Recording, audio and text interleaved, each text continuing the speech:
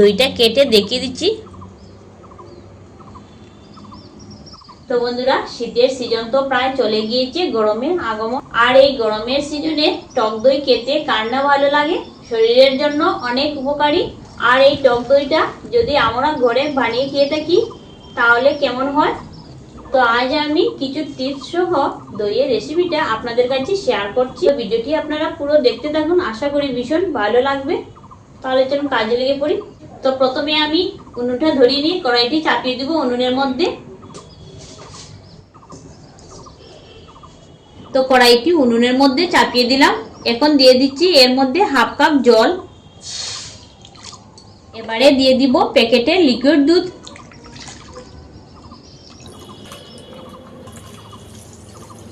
এখানে আমি 1 litre liquid দুধ নিয়েছি। দুধটা হালকা গরম হওয়ার পর এই পাত্রের মধ্যে কিছুটা নিয়ে নিচ্ছি।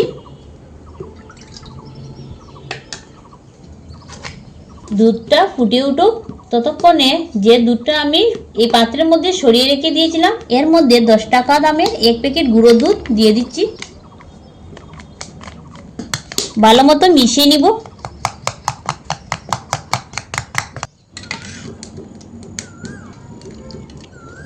এই দুধটা এখন এর মধ্যে ঢেলে দিচ্ছি।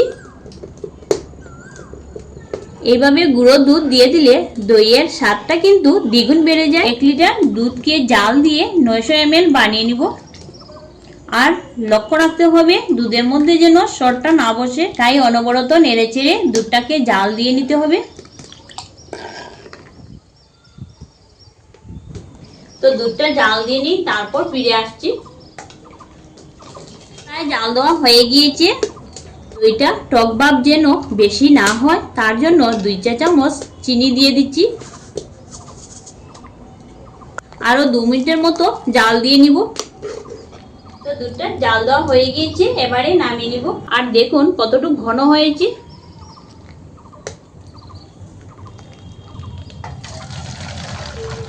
তো দুধটা আমি অন্য পাত্রে নামিয়ে নিলাম।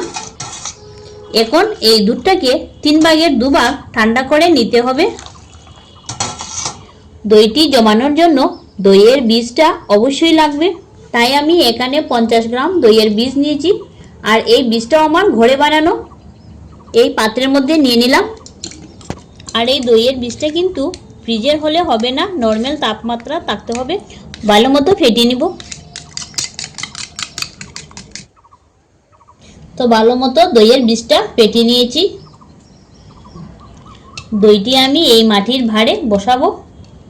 কিছুটা দইয়ের বীজ আমি এই ভাঁড়ের মধ্যে লাগিয়ে নিব।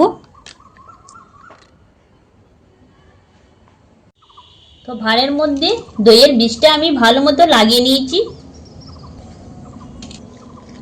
আর এদিকে দুধটাও 3 ভাগের 2 ভাগ ঠান্ডা হয়ে গিয়েছে। আর দেখুন একটা হাতের আঙ্গুলে তাপটা সহ্য করে নিতে পারছে। বেশি ঠান্ডা হলে কিন্তু হবে না। এখন আমি এর মধ্যে দইয়ের বীজটা 4 চামচ দিয়ে দিচ্ছি। ভালো মতো মিশিয়ে নিব। দুধটা ঠান্ডা হওয়ার আগে দ্রুত এই কাজটা করে নিতে হবে। আর পুরোপুরি ঠান্ডা হয়ে গেলে কিন্তু দইটা জমবে না। এখন আমি এই মাটির ভাঁড়ের মধ্যে ঢেলে দিচ্ছি। তো দুধটা নিয়ে নিলাম। এখন একটি পেপারের সাহায্যে উপর দিকটা বন্ধ করে নিচ্ছি। তবে সুতো দিয়ে চারদিকটা বেঁধে নিচ্ছি। তো বেঁধে নিয়েছি। এখন এই মাটির ভাঁড়টাকে গরম জায়গায় বসিয়ে রেখে দিতে হবে দইটা জমে আসার জন্য। তার জন্য একটি পাটের বস্তার মধ্যে মাটির ভাঁড়টা রেখে দিচ্ছি।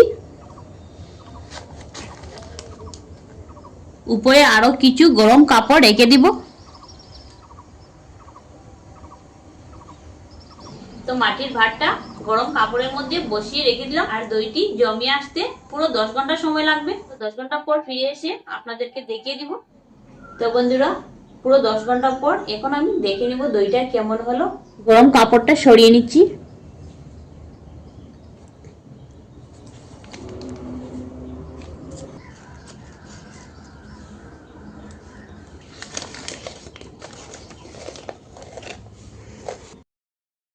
তো দেখুন বন্ধুরা, দইটা কত সুন্দর জমেছে।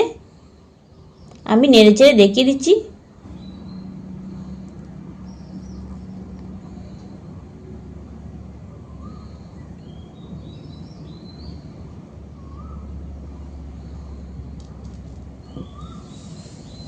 দইটা কেটে দেখিয়ে দিচ্ছি।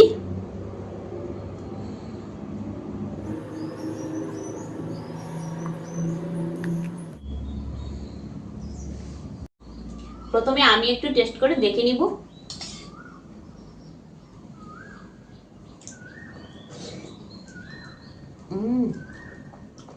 অসাধারণ। সত্যি অনেক সুন্দর লাগছে খেতে। তো বন্ধুরা, এই টিপসগুলো ফলো করে আপনারাও একবার ঘরে ট্রাই করে দেখবেন। আর ভিডিওটি ভালো লেগে থাকলে চ্যানেলটি সাবস্ক্রাইব করে আমাদের পাশে থাকবেন। ধন্যবাদ।